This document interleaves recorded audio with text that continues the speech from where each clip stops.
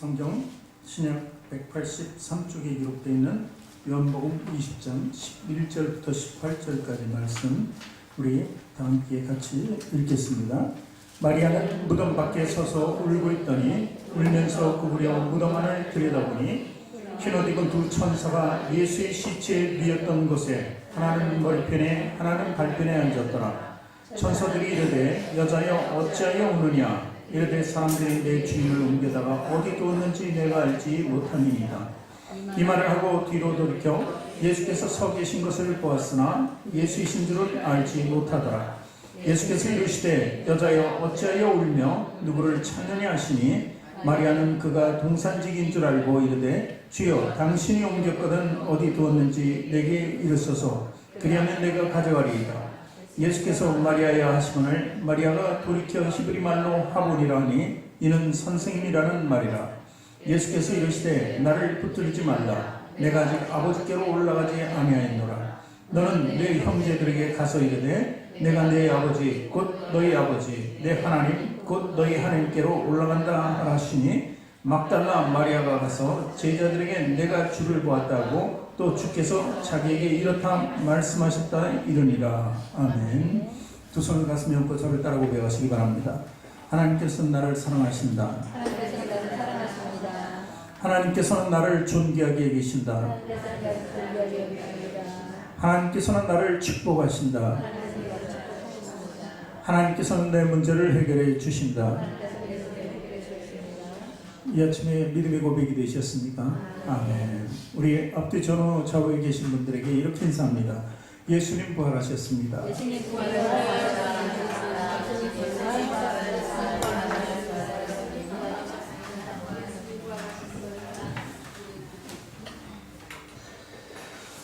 예수님 부활이 정말 믿어지십니까?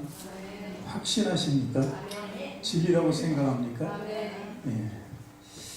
아멘이란 말 절대로 나중에 부정하시면 안 됩니다. 우린 사실 모든 삶을 믿음으로 살아갑니다. 믿음이 없이는 한시도 살아갈 수가 없습니다. 이것은 제가 말씀드린 건 하나님을 믿는 믿음에서 살아간다는 뜻이 아니라 온 인류가 다 그렇게 살아가고 있는 것 같아요. 우리가 차를 타고 다니다 보면 신호등이 있잖아요. 횡단보도도 다 신호등이 있습니다. 그 믿음이 있어야지 파란불일 때 건널 수 있어요. 그렇지 않습니까? 믿음이 없으면 파란불에 건널 수가 없죠. 근데 파란불이 들어오면 내가 안전하게 건널 수 있다는 룰을 세운 거죠. 규칙을 모든 사람에게. 그러니까 안전하게 건너갈 수 있는 것입니다. 여러분 어제 각자 집에서 편안한 잠을 주무시고 나오셨을 겁니다. 집이 안전하다고 생각하니까 그곳에서 잠을 자고 나온 것입니다. 안전하지 않다면 들어갈 수도 없을 뿐만 아니라 들어가서도 잠을 못 이룰 거예요. 저 경주에서 지진이 일어나니까 다 뛰쳐나왔잖아요. 그리고 다시 들어갈 생각이 없습니다. 불안하니까. 그렇듯이 우리가 안전하다는 기준이 있으니까 집이 우리에게 쉼터가 되는 것입니다. 또 그런가 하면 음식을 사 먹을 때 음식이 유통기한이 있어요. 유통기한이 지난 것은 절대 먹지 못하고 팔지도 못하게 되어 있죠. 그러니까 우리들이 사는 것을 유통기한을 보고 이거는 안전한 식품이라고 그러고 삽니다.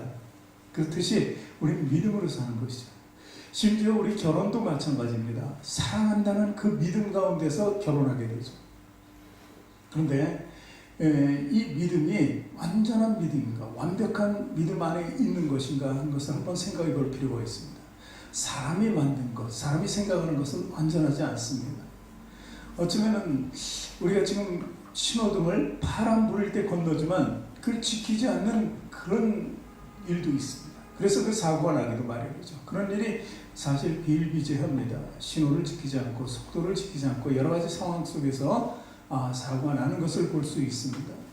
유통기한도 마찬가지예요. 고치는 사람들이 많아요. 불법으로.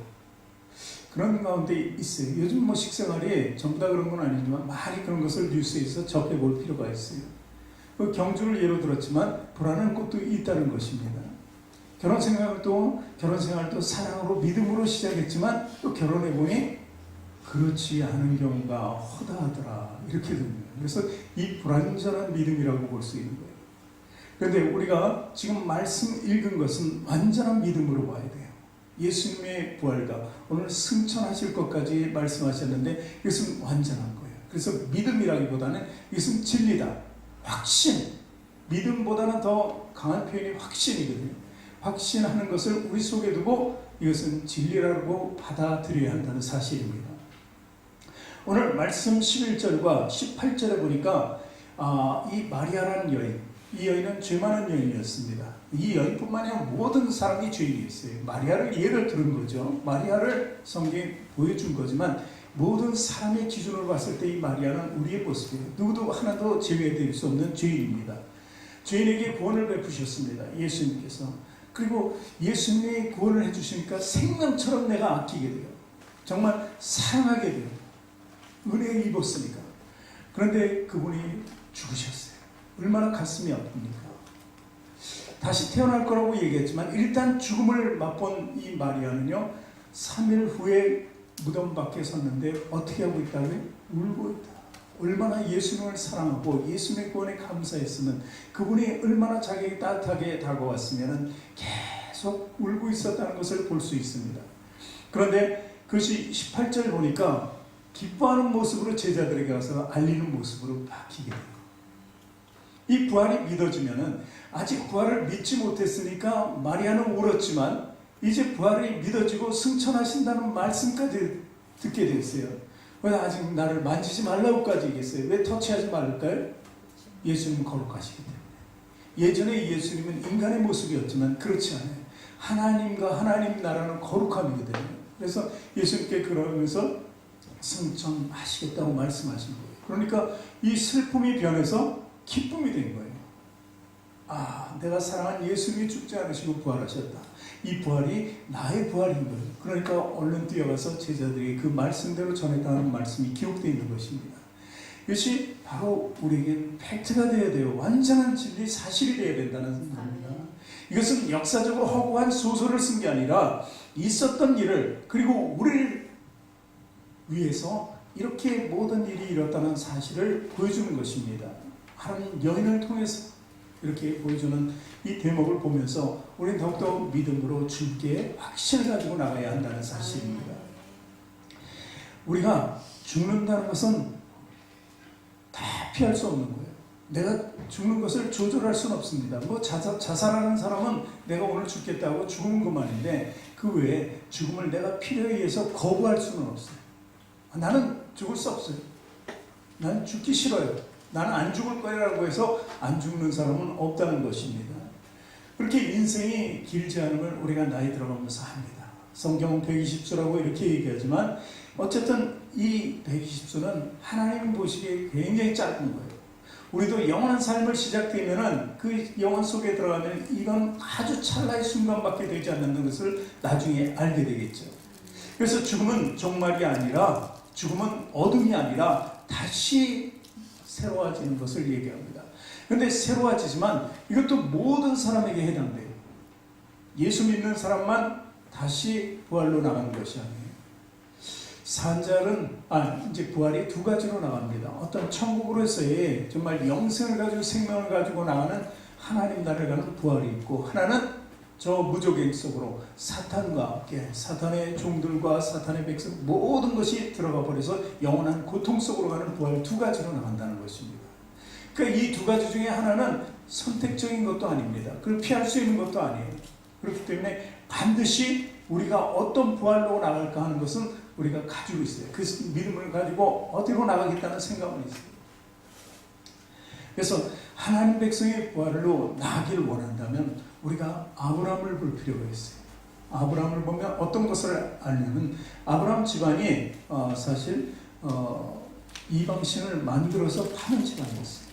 그런데 혈통적으로는 그런 집안에 있던 아브라함이에요. 그런데 하나님이 그를 선택해서 믿음의 선구자가 되게 하셨어요. 그것은 무엇을 의미합니까? 피로서, 혈통으로서 유전적으로 구원은 주어지지 않는다는 사실을 우리에게 가르쳐줍니다. 그 뒤로 가면은 또 우리가 더 확실하게 알 수 있는 것은 바로 이스마엘을 먼저 낳고 이삭을 낳는데 이스마엘은 선택되지 않고 이삭이 선택됐다는 사실입니다. 이것도 하나님께서 선택하신 거예요. 그 다음에 이삭의 아들, 그리고 이스마엘은 다른 원래 사라의 몸된 여종이었기 때문에 그 씨가 틀리니까 그렇다 할 수 있어요. 그런데 그 다음에 이삭과 리브가가 결혼해서 낳은 자식이 쌍둥이였는데 야곱과 에서가 있었어요. 이거는 정확한 혈통이죠. 그런데도 하나님께서는 에서를 취하지 않으시고 야곱을 취했다는 사실입니다. 그리고 더 올라가서 보면은 노아의 시대로 가면은 노아의 가족 외에는 모두 다 하나님께서 버리셨다는 사실을 알 수 있습니다. 그러니까 노아의 가족만 하나님께서 선택했다는 것이죠. 이렇듯이 이 선택이라는 것은 하나님 권에 있는 것입니다. 그래서 하나님 권에 있다는 것은 바로 하나님께서 예수 그리스도를 믿는 자, 오늘과 같은 말씀을 자기 믿음으로 신앙으로 받아들이는 자만 구원하시겠다는 약속을 성경 전체에서 하신 것입니다. 그리고 그 성경의 약속이 이루어졌다는 사실도 우리는 알 수 있는 것입니다. 자, 고린도전서 15장 20절부터 22절 보니까 하나님이 약속하신 말씀을 이룬 것이 나옵니다. 저희 같이 읽습니다. 그러나 이제 그리스도께서 죽은 자 가운데서 다시 살아나서 잠자는 자들의 첫 열매가 되셨도다 하면서 사망이 한 사람으로 말미암았으니 죽은 자의 부활도 한 사람으로 말미암는도다. 아담 안에서 모든 사람이 죽은 것 같이 그리스도 안에서 모든 사람이 삶을 얻으리라 이렇게 기록하고 있습니다. 이것이 성경의 약속이었던 것입니다. 아담으로 말미암아 땅도 저주받고 저주받은 것에서 모두가 주인으로서 살다가 정말 사단의 거짓의 아비라고 그랬잖아요. 거짓으로 살아가는 거예요. 사단의 아들로 살아가다가 죽을 수밖에 없던 그 영혼들이었지만 예수 그리스도를 통해서 두 번째 아담을 통해서 살아날 길로 생명의 부활로 천국의 부활로 나갈 수 있는 길을 우리에게 베푸셨다는 사실입니다. 그래서 예수님께서 직접 말씀하시죠. 요한복음 11장 25절 26절에 예수께서 이르시되 나는 부활이요 생명이니 나를 믿는 자는 죽어도 살겠고 무릇 살아서 나를 믿는 자는 영원히 죽지 아니하리니 이것을 내가 믿느냐 이렇게 기록하고 있습니다. 이 여기서 죽는다는 것은 산다는 것은 바로 천국의 삶을 얘기해요. 여기서 죽는다는 것은 지옥의 형벌을 얘기하는 것입니다. 그래서 부활 전에 예수님께서 그리스도의 희생제물, 한 주간 우리가 고난을 지나왔는데 고난 주간 동안에 희생 제물로 죽으셨다는 것은 바로 우리 죄값을 대신하셨던 거예요. 우리 값을 지불하신 것입니다. 그래서 구속시키고 우리를 구원해 주셨는데 그 증표가 뭐예요? 그 증거가 바로 부활이었다는 것입니다. 확실하게 예수님께서는 그 증거를 보이셨어요. 완벽하게 증명하셨다는 사실입니다. 그래서 죄를 사함받으면 하나님과 화해가 된다는 것도 우리에게 가르쳐 주신 것입니다. 하나님과 화해되니까 연합할 수 있는 거예요. 그리스도와 연합했다는 건 그리스도와 함께 있었기 때문에 함께 의로운 자로 또 거룩한 하나님과 함께 할 수 있다는 것을 의미합니다. 이것은 완전한 공식이죠. 그리스도와 함께 하지 않으면 의로울 수가 없고 죄인으로서 살 수밖에 없어요. 근데 의로우면 하나님 나라를 볼 수 있다는 것을 의미합니다. 오늘 부활주의를 맞아서 부활의 의미를 좀 간략하게 세 가지로 말씀드리고요. 첫 번째 부활은 희망입니다. 희망. 소크라테스, 플라톤, 아리스토텔레스 아주 유명한 철학자입니다. 그들은 저희 지성을 가진 사람들은 굉장한 사람으로 알고 있죠. 근데 그 사람들 공통된 게 영혼의 불멸성입니다. 영혼은 없어지지 않는다. 죽지 않는다는 것입니다. 이것이 성경에서 욥도 그렇게 얘기합니다. 욥기서 14장 14절을 보니까 장정이라도 죽으면 어찌 다시 살릴까 하면서 죽음에 대한 의문을 이렇게 보여주고 있는 것입니다. 그러니까 인류 역사 수천 년 동안 내려온 모든 인간에게 의문이고 질문이 바로 죽으면이라는 것입니다. 사실 죽으면 육신적으로 우리 눈으로 보면은 다 썩어질 수밖에 없어요. 화장하면 태워질 수밖에 없고, 그러니까 썩어져서 다시 원점으로 가는 것밖에 보이지 않습니다. 그러나 영혼이 있다는 것은 꼭 예수를 믿고 우리가 구원받은 자만이 하는 소리가 아니라 모든 사람들이 지성적인 사람들은 영혼이 있다 이렇게 얘기합니다. 그리고 또 영혼이 있다는 것은 또 다른 표현으로 좀 악한 소리를 본다면 귀신도 있다 얘기해요. 귀신이 있다. 귀신도 영이잖아요. 그러니까 사람들은 귀신이 있다 이런 것을 믿으니까 귀신 얘기를 자주 하는 거죠. 그래서 뭐 우리 성경에도 귀신이 있고 귀신론을 주장하는 사람도 많이 있습니다. 뭐 귀신이 있다는 것은 예수님께서도 복음서를 통해서 가르쳐 주셨고, 어쨌든 그런 가운데 있으니까 사람들에게 다가오는 공포가 있어요. 공포가 무엇이냐면 히브리서 2장 15절에 또 죽기를 무서워함으로 한평생 매어 종노릇하는 모든 자들을 놓아주려 하시니 모두가 죽는다는 두려움이 있다. 공포가 있다. 근데 예수님께서 그런 공포 속에서 놓아주신다는 것입니다. 사실 죄가 있는 사람들은 죽음 뒤에 뭔가 있다면 어떻게 정말 천국에 갈 수 있다고 생각하겠어요? 스스로 천국이 없기를 부인하는 거죠. 또 지옥이 없기를 부인하는 그런 삶을 살 수밖에 없는 것이죠. 그러나 반드시 그 두 곳은 있다는 것입니다. 예수 그리스도께서는 부활로 죽기를 무서워하는 자들에게 그 공포에 매여 있는 삶을 이제 포로된 그 모습을 다 자유케 해주셨다는 사실입니다. 부활의 사건은 그래서 굉장히 우리 인간에게 가장 큰 의미로 다가오는 거예요. 죽음을 제어하고 다시 살아나셨다. 이것이 바로 그리스도를 통해서 우리 믿는 믿음을 가진 사람들에게 가장 큰 희망이라는 것입니다. 그래서 부활은 우리 믿음 성도들에게 희망이다. 고린도 후서 4장 14절 15절을 같이 읽습니다. 주 예수를 다시 살리시니가 예수와 함께 우리도 다시 살리사 너희와 함께 그 앞에 서게 하실 줄을 아노라. 이는 모든 것이 너희를 위함이니 많은 사람이 감사로 말미암아 은혜가 더하여 넘쳐서 하나님께 영광을 돌리게 하려 합니다. 하나님은 왜 구원하셨을까? 하나님께서 생각하신 용도에 맞게 우리를 사용하기 위해서라는 것입니다. 우리를 사용하고 우리 하나님께 영광 돌리는 순간 하나님의 놀라운 선물이 은혜의 선물이 있는데 즉 부활로 나가게 합니다. 영원한 생명의 부활로 나가는 부활의 날은 절망과 희망으로 모든 인류에게 다가옵니다. 거룩한 삶을 사는 사람들에게는 영원히 지속되는 천국 예배로 계속 이루어지는 거예요. 우리가 이렇게 예배드리는 것이 우리 천국의 예배로 계속 이어질 수 있다는 거예요. 여기 들어와서 예배드리는 순간 마음이 참 편안하잖아요. 마음의 평강을 유지합니다. 다른 생각만 안 가지고 온전히 예배에 몰두한다면 그처럼 마음의 평화가 없습니다. 기쁨이 없다는 것이죠. 그렇기 때문에 예배의 날은 계속 천국에서 주어진다 하는 것이죠. 그런데 믿지 않는 사람들에게, 불신자들에게는 심판의 날입니다. 그리고 영원한 형벌이 지속될 수밖에 없다는 것을 의미하는 것입니다. 그러므로 우리는 이 땅에서 삶 속에서 어쨌든 예수 믿고 우리가 좀 힘들고 어렵고 환난과 핍박 속에 있더라도 그것을 보상받는 날이 온다는 것, 그것이 바로 우리 부활의 날이라는 것입니다. 그래서 우리에게는 신자로서 성도로서의 부활만이 우리의 믿음의 혜택을 누린다는 것을 우리 알아야 합니다. 두 번째는 부활은 빛의 완성이라는 것입니다. 빛의 완성. 밤이 지나면 아침에 온 게 우리는 뻔한 사실로 알고 있는 거죠. 매일 그러면서 살고 있으니까. 그런데 새 날이 온다는 것을 어떻게 알 수 있냐면 어둠이 지나는 걸로 알 수 있어요. 그렇잖아요.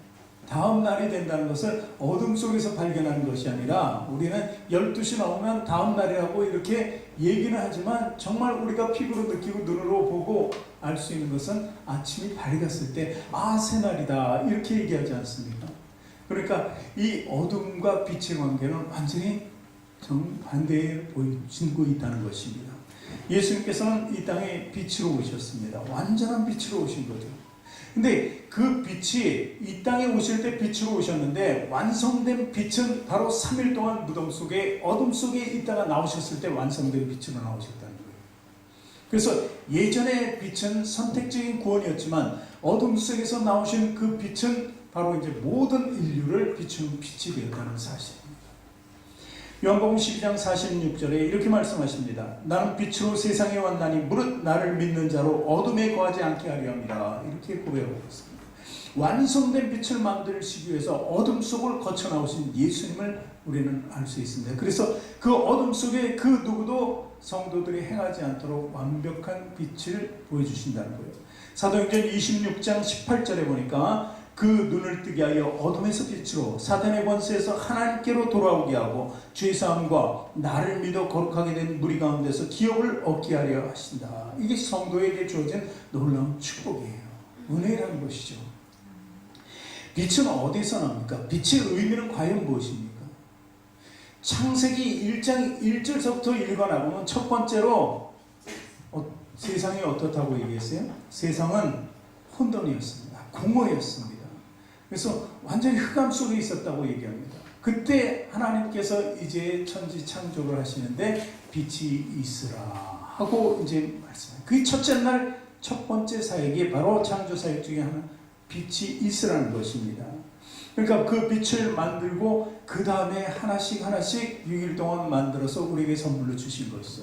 그러니까 빛으로 모든 것이 시작되었다 하는 것이죠. 그래서 빛은 우리 모든 생명의 상징이기도 하는 것입니다. 인간에게 밤과 낮이 있죠. 그런데 이 밤과 낮이 영적인 세계도 있다는 것입니다. 영적인 세계의 밤은 뭐예요? 바로 사단의 날입니다. 사단은요, 밤은 있고 어둠은 있지만 빛은 없고 아침이 없다는 사실입니다. 그래서 우리가 사단의 영에 잡히고 죄에 매여 있으면은 정말 아침이 되고 날이 밝았는데도 불구하고 마음은 불편해요. 편한 게 없어요. 기쁨이 없어요. 왜냐하면 어둠 속에 계속 나는 가고 있기 때문에. 근데 예수 그리스도를 만난 순간 죄사함을 받았다는 확신이 있으면은 이제 새날이 반가워져요. 빛이 정말 나에게 기쁨을 주는 것을 알 수 있게 된다는 것입니다. 그러니까 계속되는 그 우리 영적인 어둠은 사단이 잡고 있는 거예요. 그래서 예수님의 빛이 비춰야만 그곳에 아침이 올 수 있다. 이렇게 보는 것입니다. 그래서 우리는 사단의 힘을 제어하기 위해서는 바로 예수 그리스도를 바로 구주로 모셔야 된다는 것입니다. 그 방법 외에는 그 어둠에서 우리가 벗어날 길이 없다는 것을 오늘 말씀에서 보여주는 거예요. 3일 동안 무덤 속에 계셨다는 거예요. 근데 그 사단이 그렇게 제어하려 했지만 오히려 그 3일 동안 예수님께서는 당신의 사역을 했어요. 저 수월에까지도 가고 어두운 곳에 가서 복음을 전파하셨다는 기록이 있다는 거예요. 옥에 갇힌 자들을, 잠자는 자들을 위해서라도. 그러니까 예수님이 갇혔던 3일의 어둠은 진실된 어둠이 아니었어요. 예수님 빛이시기 때문에 그 어둠을 뚫고 항상 다녔습니다. 어두운 곳에 있는 자들을 다 찾아다니신 거예요. 이 세상뿐만 아니라. 그래서 결국 어둠을 이기는 예수님을 우리는 보게 된 것입니다. 우리는요, 여태까지 살아가면서 굉장히 어려운 문제가 많았어요. 근데 때로는 예수님 앞에 구해도 정말 문제가 해결되지 않을 때도 있었지만, 그렇지만 내가 그 가운데서도 마음의 평안을 유지했다는 것은 예수님이 역사하셨다는 거예요. 그리고 또 문제가 해결된 사람들한테는 정말 하나님의 역사를 깨닫게 해주시는 거예요. 그래서 계속해서 기도했는데 마음이 편하지 않다면 기도가 잘못된 거예요. 신앙도 잘못된 거예요. 믿음도 잘못된 거예요. 왜냐하면 믿음은 뭐하고 연결되어 있어요? 오늘 보니까 부활하고 연결되어 있어요. 내 영원한 생명이 있는데 이 땅에서 받는 고통 때문에 내가 실망하고 낙심하며 살아간다면 그 믿음이 우리 안에 자리 잡지 못했다는 사실입니다. 그래서 믿음은 내 문제가 해결되지 않아도 내 속에서는 역사에서 나의 마음을 평안케 한다 하는 것입니다. 그래서 여러분이 내가 믿음이 있을까 없을까 그 확신해 보면 문제를 놓고 기도해 보면 알아요. 그냥 있을 때는 아무래도 좀 염려와 걱정과 근심이 많이 되겠죠. 근데 기도했을 때 과연 어떤 마음을 하나님께서 주시는가 하는 것을 우리가 깨달아 알면은 내가 믿음의 확신이 있나 그것을 알 수 있다는 것입니다. 우리는 인생의 항로에서 밤에 이 등대를 볼 수 있어요. 등대가 없으면 사실 항해는 굉장히 어렵다고 봐야 됩니다. 그래서 우리 인생에는 반드시 그 빛이신 등대이신 예수님이 계시는 거예요. 우리가 어둠 속을 다니려도 헤매지 않는 거예요. 어떤 사망의 골짜기를 다닌다 하는 얘기가 바로 그예요. 어둠이잖아요. 해를 당하지 않는 것은 주님께서 나를 지키시고 안위하시고 그 해당할 것을 주님의 그 놀라운 은혜의 막대기로 다 쳐버리는 거예요. 그렇기 때문에 우리는 빛된 길로 나갈 수 있게 된다는 것입니다. 요한복음 8장 12절에도 예수님께서 또 말씀하여 이르시되 나는 세상에 비치니 나를 따르는 자는 어둠에 다니지 않고 생명의 빛을 얻으리라. 그러면서 빛은 생명을 얘기합니다. 또 데살로니가전서 5장 5절에도 너희는 다 빛의 아들이다. 낮의 아들이다. 우리가 밤이나 어둠 속에 속하지 않았다. 이렇게 얘기합니다. 이것은 바로 영적인 삶을 얘기하는 거죠. 우리 주님의 부활은 어떤 어둠도 이길 수 없습니다. 아주 강한 능력을 가지고 계시죠. 그래서 우리가 그것을 의지만 한다면 바로 우리는 빛된 삶을 살아가는 거예요. 그래서 빛의 자녀라고 이야기하는 것입니다. 세 번째는 부활은 복음의 마침이며 결론이고 완성이라는 것입니다. 로마서 6장 8절에 만일 우리가 그리스도와 함께 죽었으면 또한 그와 함께 살 줄을 믿노니, 이 말씀의 의미가 바로 십자가에서 죽었을 때 우리도 같이 죽었다. 주님께서 엘리 엘리 라마 사박다니 주여 왜 나를 버리십니까? 했을 때, 그 고백했을 때 우리도 그와 같이 고백했으면 다 죽는 거예요. 예수님이 죽고 하나님과 갑자기 떨어졌어요. 그렇듯이 우리는 죄로 말미암아 계속 떨어져 있던 거예요. 그런데 죽고 나서 예수님과 함께 연합하니까 같이 죽고 같이 살아나게 되었다. 근데 죽을 때 그냥 죽으면 안 돼요. 믿음 없이 죽으면 안 되잖아요. 믿음을 가지고 예수님과 함께 죽으면 다 부활로 동참하여 나가는 줄 믿으시기 바랍니다. 6장 9절에도 또 그러잖아요. 이는 그리스도께서 죽은 자 가운데서 다시 살아나셨으며 다시 죽지 아니하시고 사망이 다시 그를 주장하지 못할 줄을 압니다. 다시 하면서 예전에 있던 삶이 다시 돌이켜줄 수는 없고 이제는 새로운 삶, 부활의 삶으로 나갈 것을 말씀하고 계시는 것입니다. 그리고 모든 사람의 생명의 법칙을 우리가 알아야 돼. 성경은 이렇게 얘기합니다. 창세기 3장 19절에 네가 흙으로 돌아갈 때까지 얼굴에 땀을 흘려야 먹을 것을 먹으리니 내가 그것에서 취함을 입었습니다. 너는 흙이니 흙으로 돌아갈 것이냐 하시니라. 지금 이 말씀대로 우리가 살아가고 있잖아요. 모든 인류는 이 말씀대로 사는 거예요. 흙으로 돌아갈 때까지 얼굴에 땀을 흘려야 먹을 것을 먹어요. 전부 다 태어나자마자 정말 아이는 왜 웁니까? 아이가 왜 운다고요? 이제는 어머니 뱃속에 편안했는데 나오면 이제 자기 힘으로 먹고 살아야 돼요. 뭐 젖을 빨아야 되니까. 어쨌든 이러니까 슬프고 원통해서 운다고 하잖아요. 그런데 그것이 어린아이뿐만 아니라 계속되는 죽을 때까지 우리 삶이 된다는 것입니다. 그게 바로 흙으로 돌아가기 위해서 사는 흙의 모습이라는 거예요. 그걸 흙으로 돌아갈 것이라 하시니라. 그러면서 또 진리를 또 얘기해 주면서 히브리서 9장 27절에 보니까 한 번 죽는 것은 사람에게 정해진 것이요. 요게 지금 3장 19절 조금 전에 읽은 말씀까지예요. 그런데 그 후에는 뭐 심판이 있으리니 이렇게 얘기합니다. 심판한다는 말은 육적인 죽음 이후에 다른 세계가 있다는 것을 얘기해요.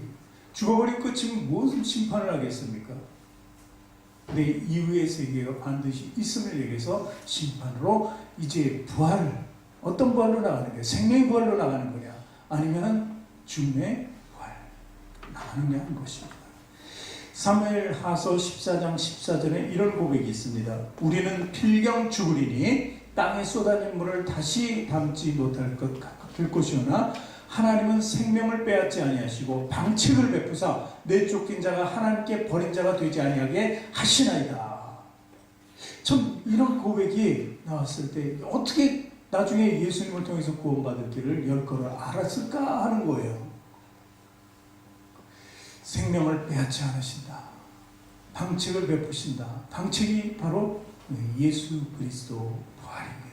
빛된 예수님이 오셔서 우리를 죄를 담당하시고 다시 살아나신 것이 바로 방책이었다고 얘기합니다. 그래서 보니까 복음은요, 복음의 시작은 바로 우리를 살리기 위한 하나님의 시도였어요. 시작은 성령으로 마리아에게 잉태된 예수님이잖아요. 베들레헴 마구간에서 정말 낮고 천한 모습으로 이 땅에 오신 예수님으로 시작되는 게 복음의 시작이에요. 그리고 복음의 과정이 있습니다. 이제 중간 과정은 예수님의 공생의 사역을 통해서 우리가 진리의 말씀을 받는 거예요. 이적과 표적을 보죠. 은혜의 말씀을 듣죠. 그리고 산상수훈을 통해서 하나님 백성이 살아갈 길도 우리가 듣게 되는 것입니다. 이것이 복음의 과정이에요. 그런데 완성, 마지막 결론은 십자가에서 죽으심을 당하는 게 결론적으로 행해지고 완성은 부활로 완성됐다는 사실. 이것이 복음의 내용이에요. 순수한 내용이에요. 아주 쉬워요. 간단해요. 이 복음의 내용을 알고 믿고 나가면 우리 모두 다 영생의 부활로 나가게 되신다는 것입니다. 부활이 없었다면 우리 신앙은 아무것도 아닙니다. 부활이 없다면 지금 이곳에 있는 사람은 정말 바보 중에 바보입니다. 근데 부활이 있다면 우리 이 밖에 있는 사람이 바보가 되는 거죠. 우리는 반드시 이길 것입니다. 우리는 승리할 것입니다. 이 안에 있는 사람들이 승리하고 저들이 패배자가 될 것이라는 것을 우리는 알아야 됩니다. 그래서 우리는 항상 때를 놓치지 말아야 돼요. 때를 놓치지 말아요. 주님의 때를 놓치지 말고 살아야 돼요. 그래서 땅에 있는 것을 보지 말고 하나님의 것을 항상 봐야 돼요. 그 선줄로 알을 때 교만치 말고 넘어질까 조심해야 돼요. 그래서 믿음을 계속해서 경주해 나가야 돼요. 사도 바울은요, 죽기까지 달려갈 길을 간대. 왜 달려갈 길이 뭔데? 그랬더니 주님께 모든 것을 바치는 그 삶이 달려갈 길이었다는 것을 우리는 알 수 있습니다. 그래서 우리는 오늘도 그와 같은 삶을 스스로 약속해야 돼요. 하나님께 약속하고 예수님께 고백하고 성령님의 도심을 따라 더 확고한 믿음의 경주를 해야 된다는 사실입니다. 이제 영원한 복락의 부활체로 나가시는 주인공이 되시기를 주님의 이름으로 축원합니다.